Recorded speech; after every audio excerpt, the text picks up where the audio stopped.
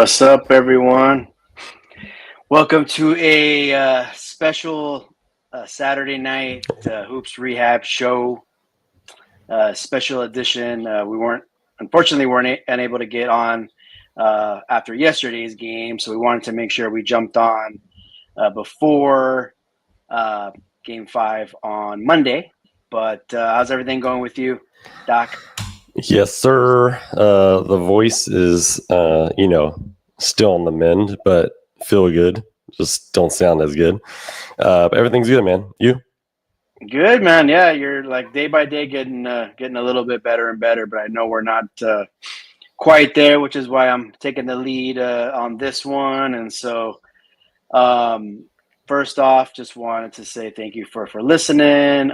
Make sure to follow our socials at Game Injury Doc, at Eric B. Mack, Instagram, X, Twitter, whatever you want to call it, TikTok, all you could think of.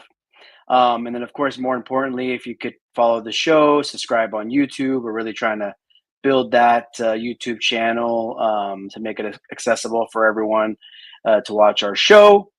Of course, we're streaming on X, and definitely hit us up and look us up on podcasts on Spotify, Apple Pod. And so I would greatly appreciate that. And I know the doc would as well. But yeah, man, other than that, it's we got a 3-game series on our hands, right? We got 2-2, best of 3 with OKC, having home court advantage. That's starting on Monday night in Game 5. But Doc, what are your preliminary thoughts on kind of what you saw from Indiana? So it was a tough one for them. Man, I mean, Indiana pretty much had control of that game throughout, and blew it the way OKC blew Game 1. It wasn't in the same fashion, but at the same time, is one of those losses that you're going to look back and could be the deciding factor on whether or not you win an NBA championship. And that's kind of how I felt after Indiana lost last night. I was like, man, you go up 3-1 against OKC, you pretty much have this finals in your hands. But now it's a whole another game, whole another series. It's basically 0-0, best of 3. Yeah, man. Yeah, when you put it like that, I mean, it is. Indiana, probably still feels they have a shot, but if they don't win it, we'll look back to this Game 4 where, before the 2 games in Indiana, like I can see it being 2-2 after 4 and them splitting. But just, man, watching Game 3 and then just the eye test with Game 4, it just felt like it was just Indiana's kind of their destiny, at least to go up 3-1. And man, they probably feel like they let one go and down or up close to, it wasn't 10 at the end of the third, but they were up 10 with like 20, 30 seconds left in the third. And so it's one of these things where I kind of felt they had to go up 3-1 to win it, but it didn't go that way. So let's see what happens. Yeah, I mean, man, the last couple minutes of the game, I was kind of looking back on that. And, one thing I noticed that they did was, actually throughout the game, Shea was off the ball, right? He didn't bring up the ball as much. Jalen Williams brought the ball a lot more. Obviously, SGA had 0 assists. 0 assists. Right, so that's kind of shocking, surprising. But as a team, they only had a total of 11 assists, which is what, Eric? You gave me that stat earlier.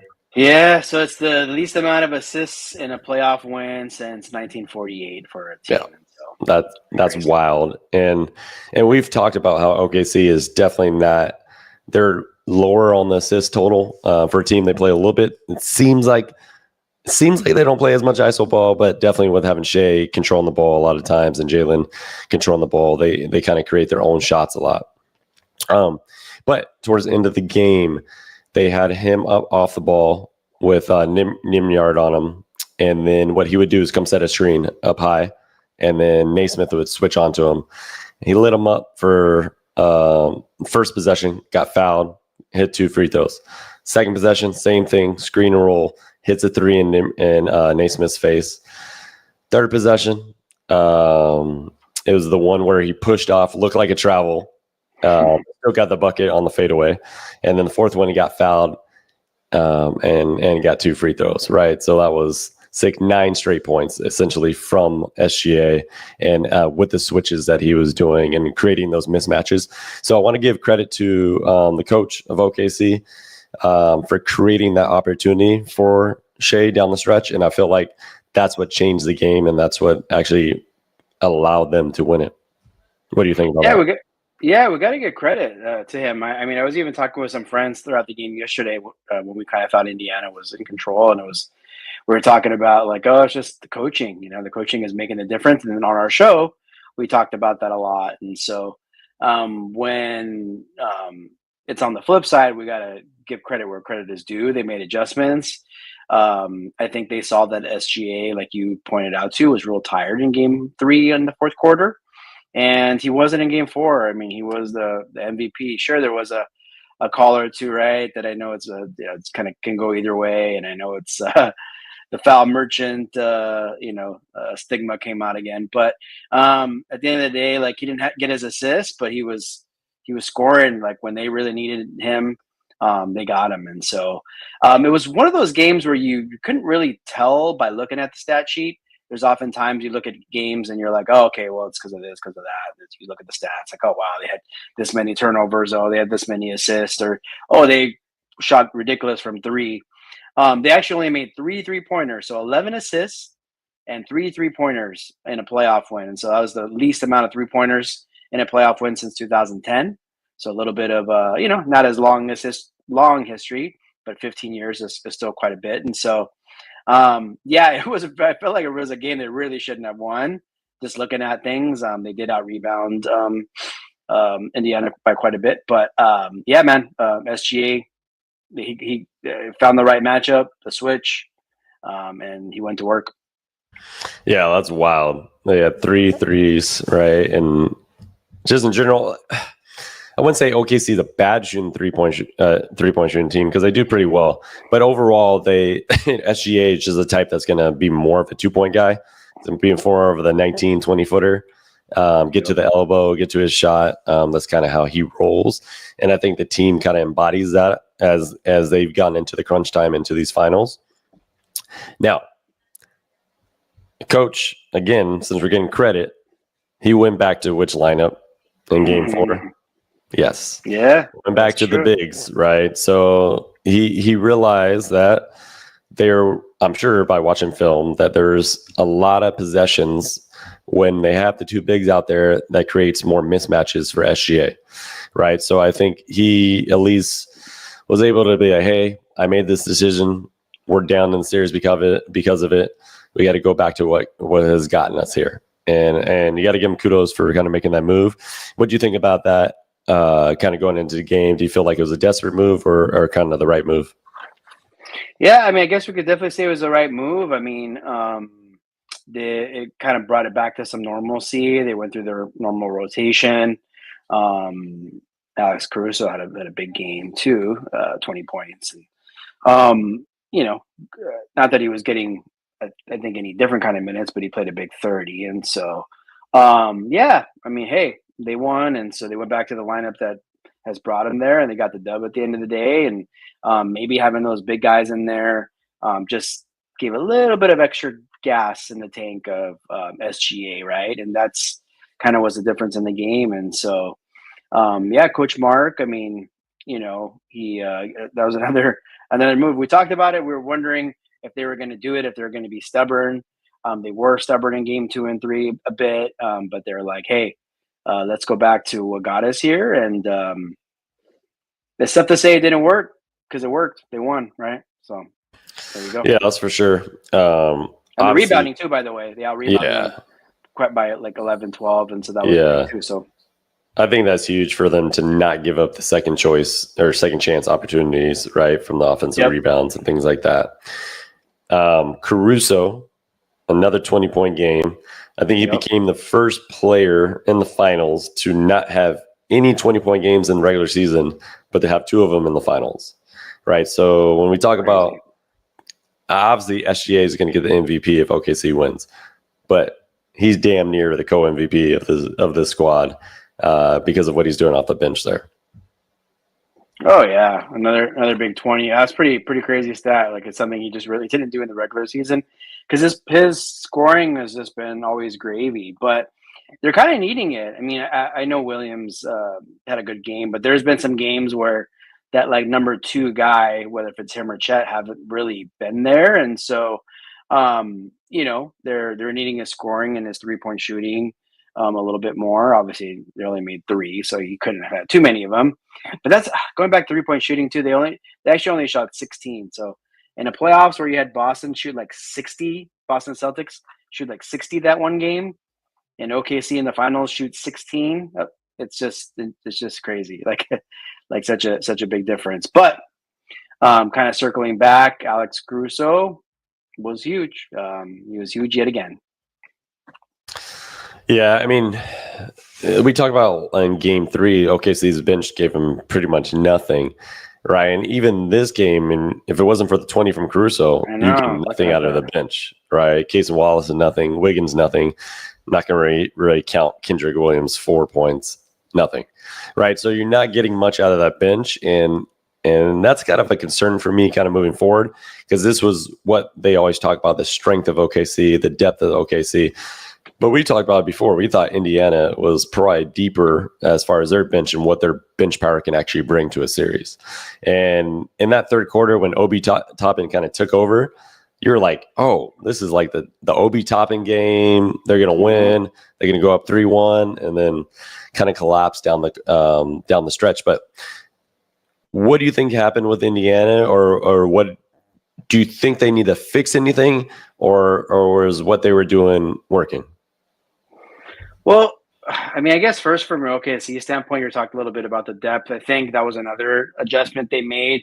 They really didn't go as deep. And I mean, for example, Chet played 37 minutes. He didn't play nearly that the first few games from what I remember. So I think they were like, you know what, let's like get our big guys, our primary guys, most of our minutes, which we typically see in a playoff game. They knew it was go time. They knew it was like their game 7. Indiana, man, I kind of like feel the same way that I did with OKC in game 1, where it's like, I mean, I don't think they do have to do so much different, but they do have to figure out a way to not have that switch on SGA, right? They have to figure out a way to, similar to game 3, to, have him be like the main guy with the ball, swarming defense, causing turnovers. Playing similar to what they've been playing all series. It's just there's been these couple of games in the fourth that have just really flipped, like just on a dime.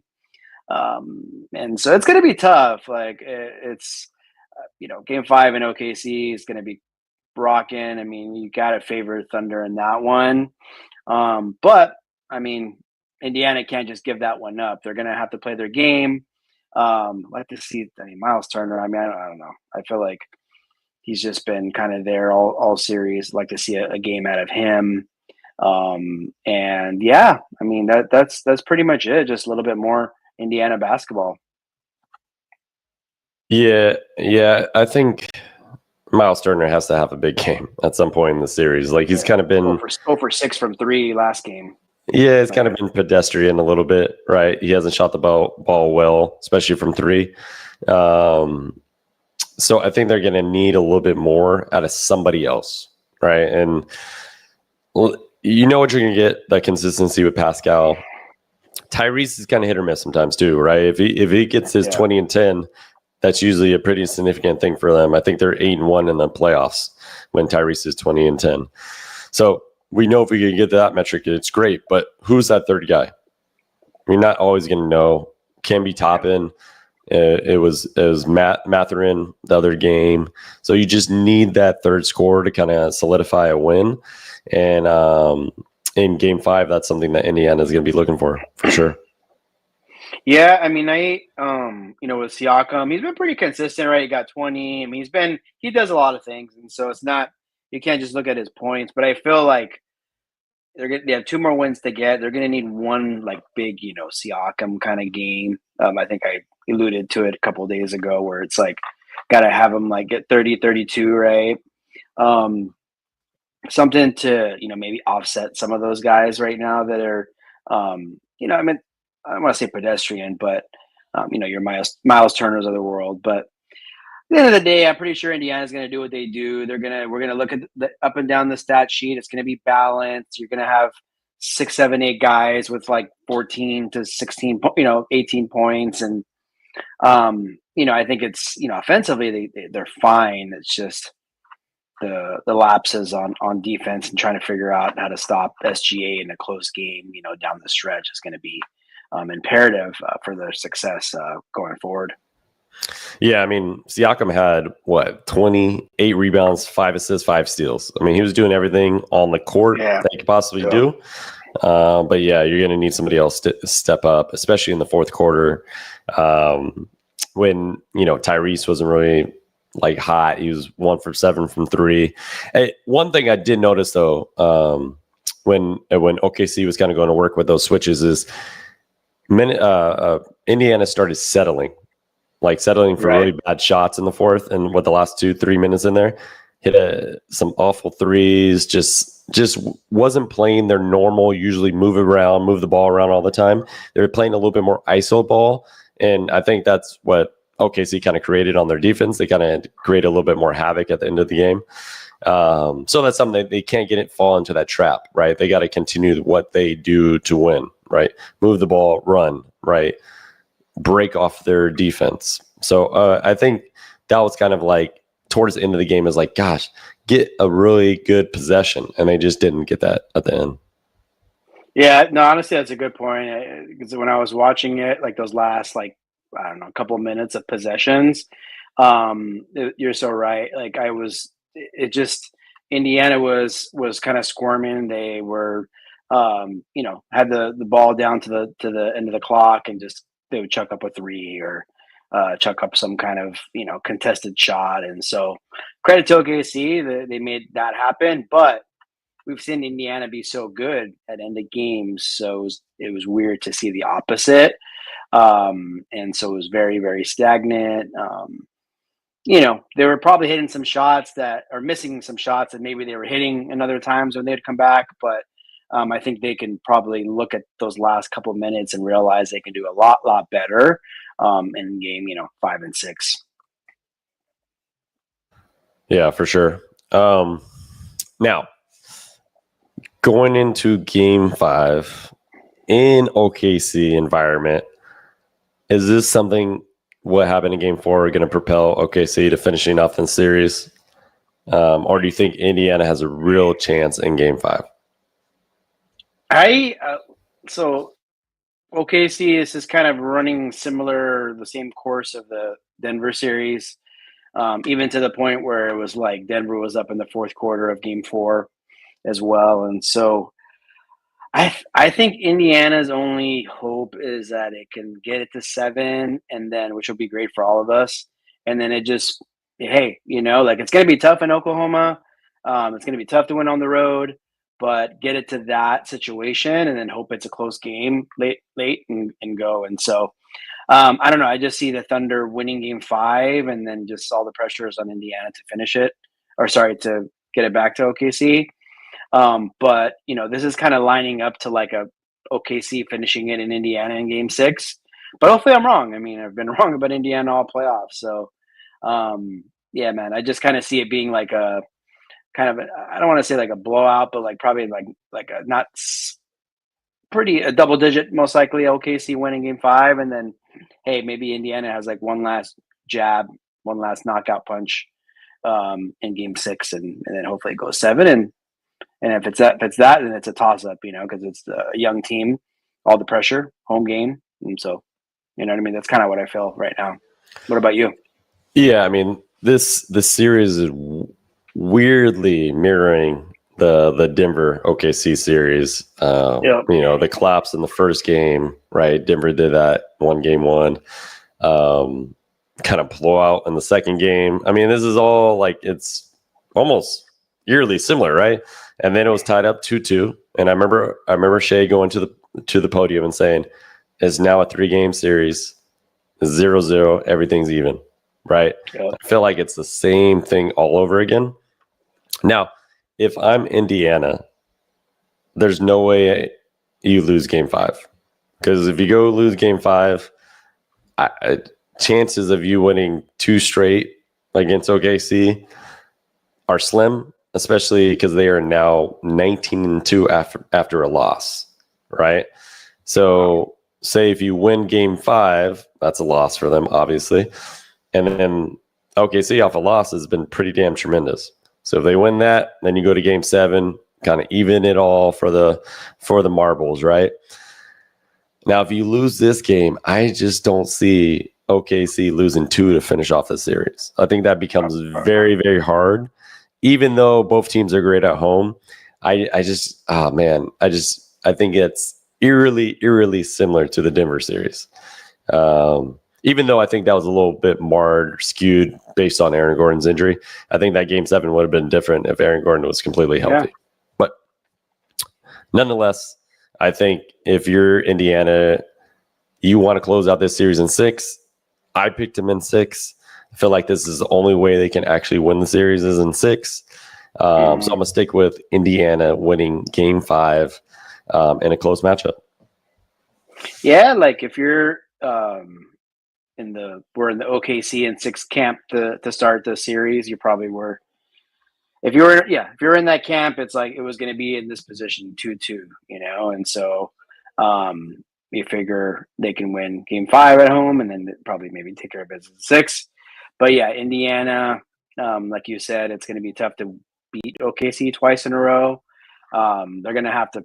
Well, I guess they don't have to do it, but I mean, if they win game 5, Indiana, I'm talking about. I mean, gosh, I hope you can handle business in game 6 because game 7 would be tough. But then, as I mentioned earlier, it could be a toss up. So, but I get what you're saying, where it's like, hey, at least it would be even Steven. There's no beating OKC twice in a row or what have you.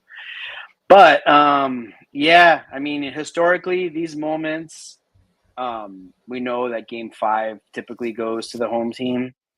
It's just a couple series that I can think of recently with Golden State and Boston. I remember Boston was up 2-1. Golden State went on to win the next 3, won game 4, 5, and 6.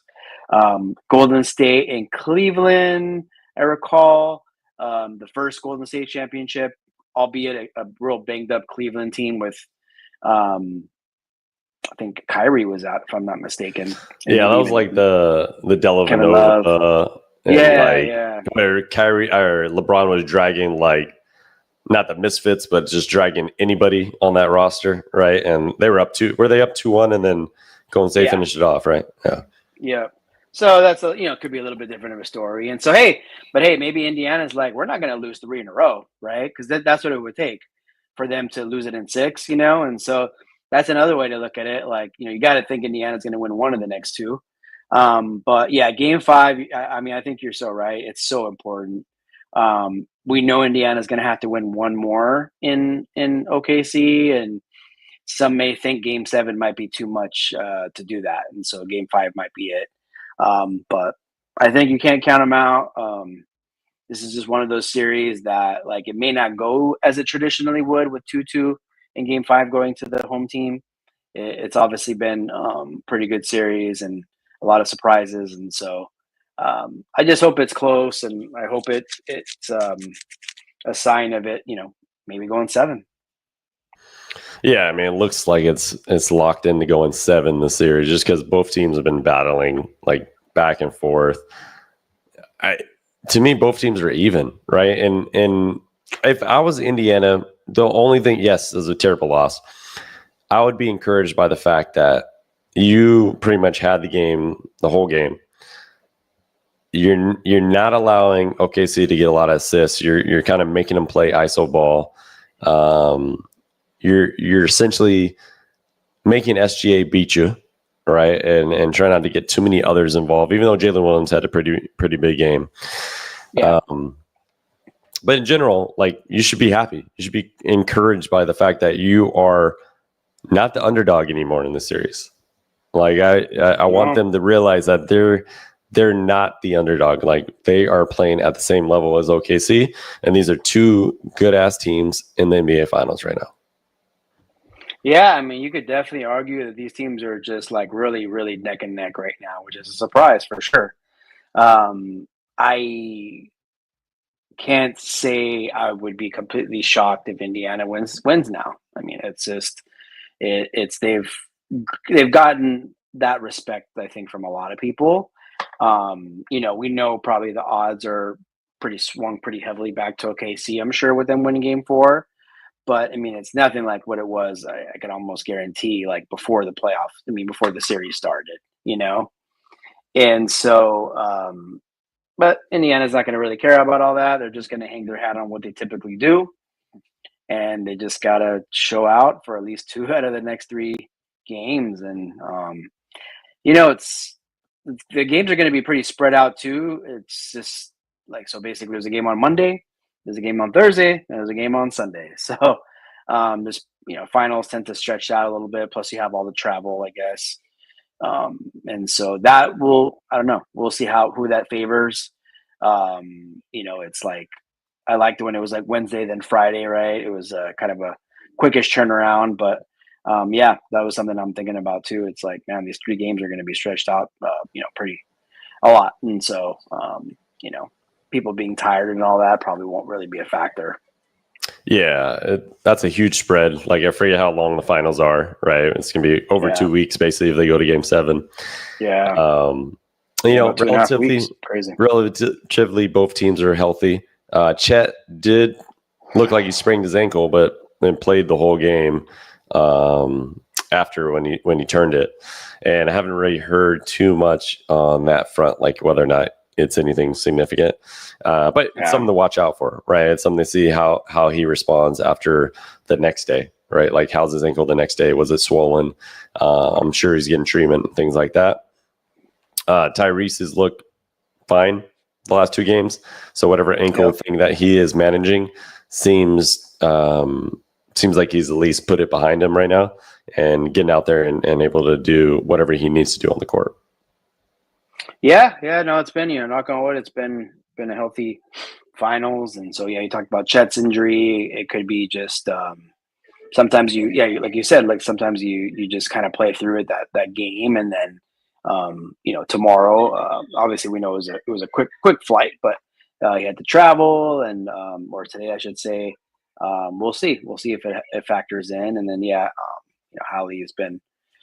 We had some concerns there, but he seems like to be just fine. And hey, that's pretty good, man. That's what we asked for, is a pretty healthy finals, where it's like, let's just let the best team win, and let's not make it like, how about like have the healthiest team win, right? Let's just instead have the best team win. And so 3 games to go, and that'll be decided, within the next week or so. Yeah, for sure. I guess before we get out of here, my question is, can OKC win a game like this where they're not passing the ball and they're just playing more ISO ball? Because I feel like if they have another game like this, I don't think they win it. Yeah, I mean, I don't think it's a recipe for success. It's an outlier type of game when you see those kind of things. There's a reason why it hasn't happened since 1948. And so, I think we know they're probably not going to have a 35 assist game, right? And so, but if they can kind of get back to, low 20s, right? At least a little bit of passing the ball around, I'm sure that's a number they'll feel more comfortable with. It'll allow them to do what they like to do offensively. It won't bail Indiana out, with their ISO ball. So I think they do have to play, better. They probably have to shoot a little bit better from the outside too. 3 for 16 is nothing to write home about. And so, just the fact that they won a game like that is just like a miracle. And so they can't expect it to be a second game. Yeah, for sure. I mean, I just can't imagine, like, when you look at the stats and kind of look at overall what it was like, you're like, I don't know how they won that game. Seriously. But I do think they might have figured out the SGA issue, is having him play more off the ball. So he might be on the lower assist total regardless, because I feel like he's going to be off the ball. They're going to try to do some of the high screen rolls and try to get him into space where he has more room to work, and he's not getting as tired by getting picked up full court, right? Which that's what Indiana wanted to do in Game 3.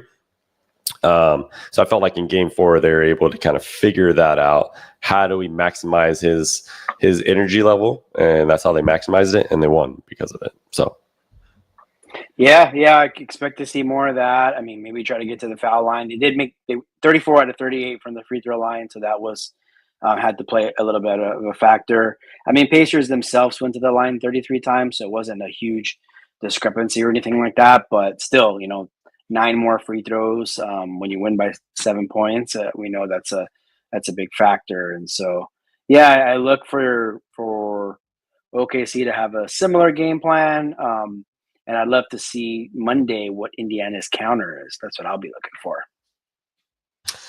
Yeah, see what your boy RC Rick Carlisle if he has any adjustments that he's going to make on Monday, which he probably will. He's the championship level coach, so I'm sure he'll have a game plan for that. Yep. We'll see what they got up their sleeves, and yeah, man, we'll have it's weird not having an NBA Finals game on Father's Day. I know. I was about to say, how many years? I guess since they changed the 2-3-2 format, I feel like now it doesn't fall on Father's Day because they can spread out because of the travel time. They have to spread it out a little bit more. But yeah, I'm used to having some on Father's Day, but it should be interesting. So, yep. Anything else you got tonight, Eric? No, man. Just gonna look forward to Monday night's game, and we'll definitely be jumping on after that one because it is pivotal. It's huge. We know the winner of that one is going to have a big opportunity ahead in Game 6 to close it out, and so I'm just looking forward to that game. That's for sure. Same thing. Predictions of Game 5 before we get out of here. Who you got, Eric? I got OKC by like 11, 12 points. Okay. And I got Indiana in a close one, about 3 points there, under 5 at least. Want to give a shout out to all the fathers out there that are listening. So happy Father's Day to everybody. Hope you enjoy the Sunday, and we will be back on Monday kind of with some live reactions after Game 5. All right. Yep. Have a happy Father's Day, everyone. Take it easy. All right. Until then, the Hoops Rehab team is out. Peace out, guys. Peace.